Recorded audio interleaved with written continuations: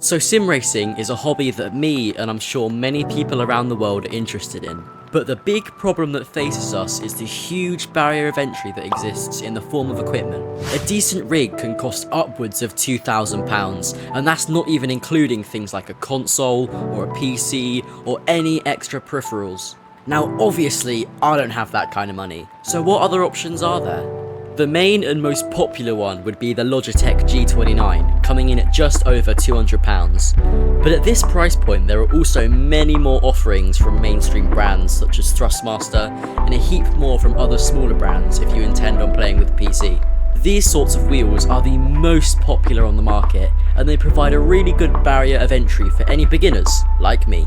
But even at that price, for me, £200 is quite a significant investment for a piece of gear I may not even use in the future. So that brings me here. I decided to scour the internet and found myself the best bang for your buck wheel I could. So can I introduce you to my £20 Thrustmaster T80.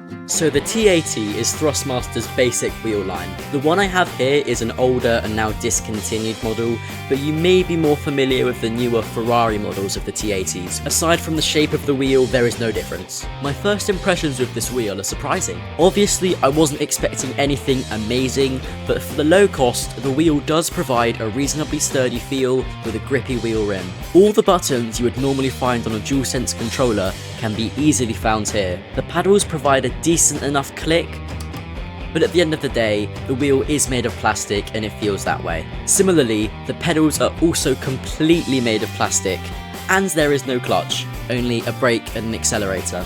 But the big drawback and difference between this and things like the Logitech G29 is the lack of any sort of force feedback in the wheel, meaning when you play with it, you'll get absolutely no feelings of things like the track or the grip of the car. Because of this, it could even be quicker to drive with the controller, because even this provides feedback in the form of vibrations. But there is only one way to find that out, and that is with a test.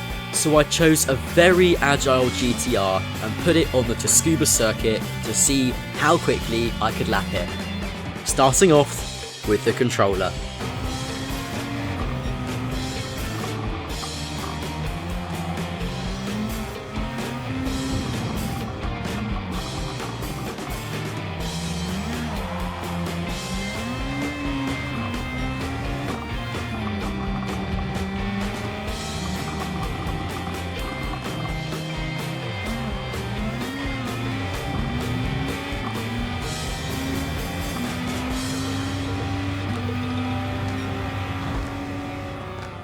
So with my controller lap done, it was time to move on to the wheel. And as you'll see here, the lack of force feedback is really apparent in moments like this. That sort of spin would not have happened if I had any force feedback, or even if I was on a controller, because I would have been able to feel it before it happens, and I could have stopped myself, I could have corrected the car. But because I'm on a wheel, there's nothing I can do until I'm visually going off. As soon as I visually see it, I can correct it, but by then sometimes it can be too late. But one thing that I want to point out was the huge inconsistency between my lap times. Some laps were getting near to my controller times and they were only off by like a second or two, but some laps I would just be straight off into the gravel. I was really struggling to sort of keep it consistent, and that's a contributing factor to what happened on the last lap.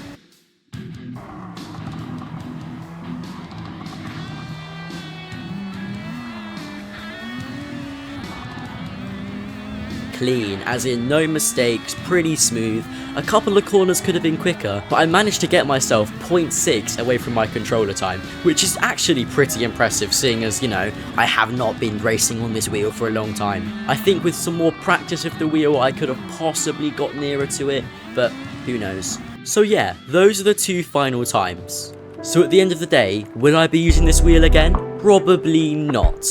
Although with some practice I could definitely get it up to the same times or even quicker than my controller, the inconsistency is just really something that kills it. With no force feedback, no feeling of what's going on the track, it ends up being really difficult to stay clean and do consistent laps again and again and again. But I will say, if you're interested in getting a taste of what the wheel experience is like, for £20 you can't really go wrong.